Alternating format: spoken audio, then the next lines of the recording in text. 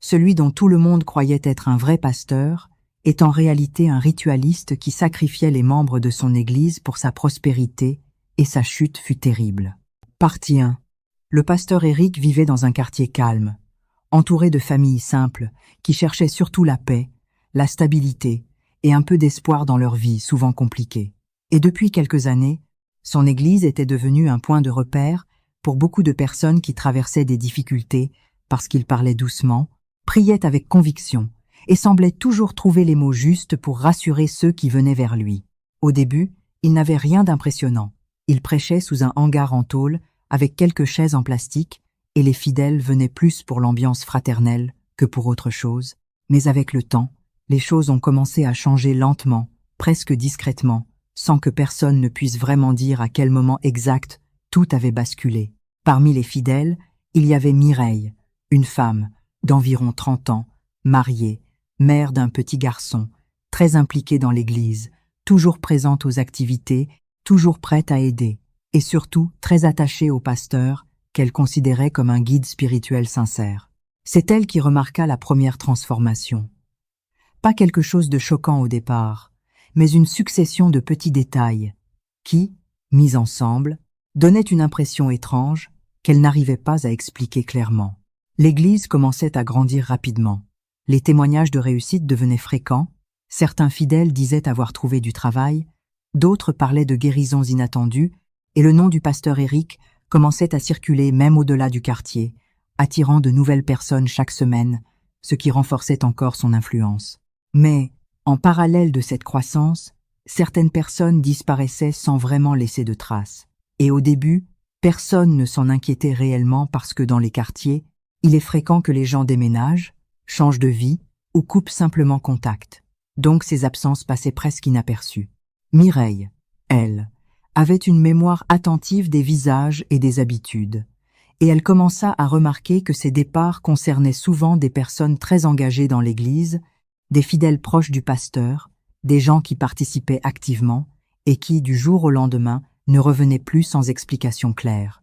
Un jour, elle posa la question à une autre fidèle, mais la réponse fut vague, presque évasive, comme si le sujet dérangeait sans qu'on sache pourquoi, et cela la poussa à observer davantage sans rien dire, parce qu'elle ne voulait pas paraître méfiante ou irrespectueuse envers quelqu'un qu'elle respectait profondément. Pendant ce temps, le pasteur Éric devenait de plus en plus influent. Il parlait souvent de prospérité, de bénédictions visibles, de sacrifices spirituels nécessaires pour accéder à un niveau supérieur, et ses messages, bien que toujours calmes, prenaient une orientation plus insistante sur le don de soi, sur l'abandon total, sur la confiance absolue en sa direction. Mireille continuait de venir, mais quelque chose en elle avait changé. Elle n'écoutait plus seulement avec foi. Elle observait, elle comparait, elle se souvenait, et sans le dire à personne, elle commençait à sentir que derrière les apparences d'une Église prospère, quelque chose n'était pas totalement clair. Et pourtant, elle resta. Parce que quitter aurait signifié accepter qu'elle s'était trompée sur quelqu'un en qui elle avait placé toute sa confiance. Et cette idée était plus difficile à accepter que les doutes eux-mêmes. Avec le temps, les signes devinrent plus précis dans l'esprit de Mireille, même si rien n'était encore suffisamment concret pour être affirmé devant les autres, et elle commença à remarquer que certaines réunions se tenaient tard dans la nuit, uniquement avec un groupe restreint de fidèles choisis par le pasteur lui-même, des personnes souvent considérées comme spirituellement avancées.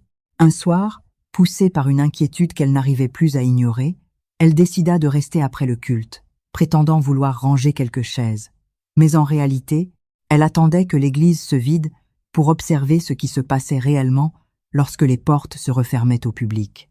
Elle se cacha derrière une cloison improvisée et attendit en silence, son cœur battant lentement mais lourdement, avec cette sensation étrange de faire quelque chose qu'elle n'aurait jamais imaginé faire, dans un lieu qu'elle considérait autrefois comme sacré.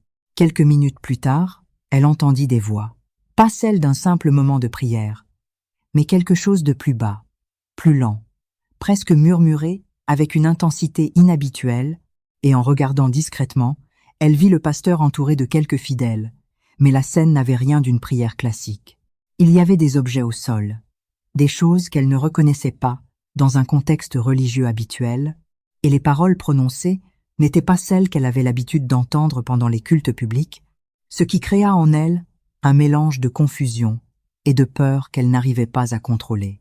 Elle ne resta pas longtemps, parce que ce qu'elle avait vu suffisait déjà à briser quelque chose en elle, même si elle ne comprenait pas encore toute la vérité. Et elle rentra chez elle avec un silence inhabituel, incapable d'expliquer ce qu'elle ressentait, même à son propre mari. À partir de ce moment, elle commença à prendre ses distances émotionnelles, tout en continuant de fréquenter l'église pour ne pas éveiller les soupçons. Mais son regard avait changé, et chaque détail prenait une importance nouvelle dans son esprit. Pendant ce temps, la prospérité du pasteur devenait de plus en plus visible. Il changea de voiture, améliora son apparence, parla de projets plus grands, et certains fidèles commençaient à le voir non plus seulement comme un guide spirituel, mais comme une autorité incontestable. Un jour, une nouvelle disparition toucha quelqu'un que Mireille connaissait très bien, une femme proche d'elle, engagée dans l'église depuis des années.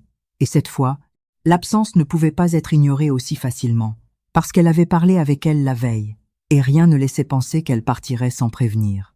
Mireille essaya d'obtenir des informations, mais les réponses étaient toujours les mêmes, floues, évitées, comme si tout le monde avait appris à ne pas poser certaines questions, et c'est à ce moment précis que son doute devint une conviction intérieure qu'elle n'osait toujours pas formuler à voix haute.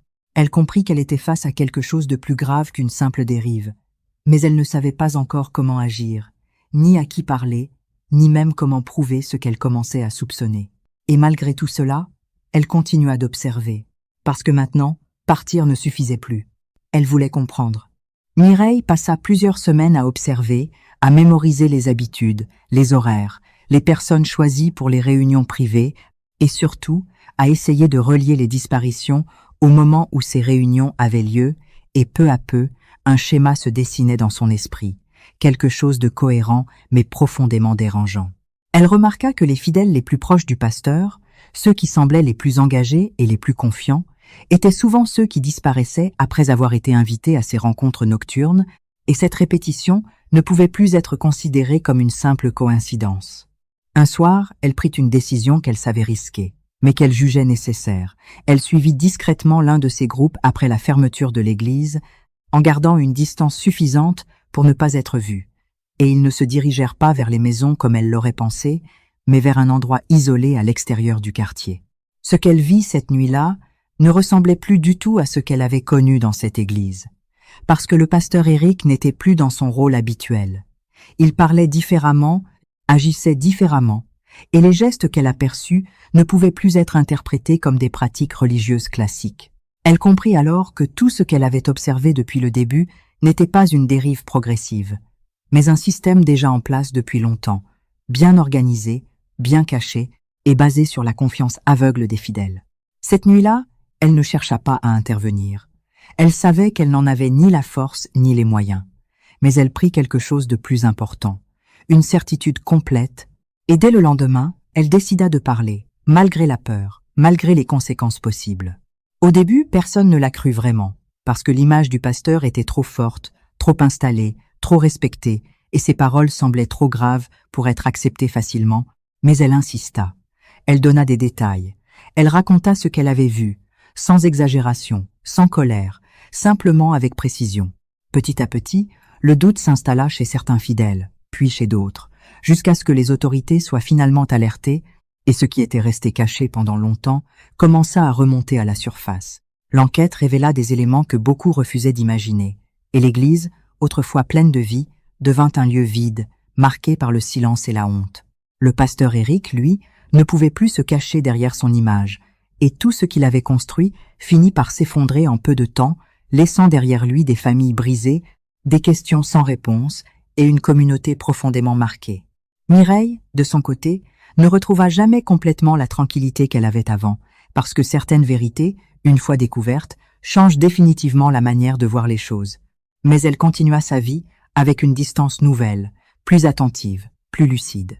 Dans le quartier, les gens parlaient encore de cette histoire, pas comme d'un scandale spectaculaire, mais comme d'un rappel silencieux que la confiance, lorsqu'elle est donnée sans réflexion, peut parfois ouvrir la porte à des réalités que personne n'aurait voulu voir.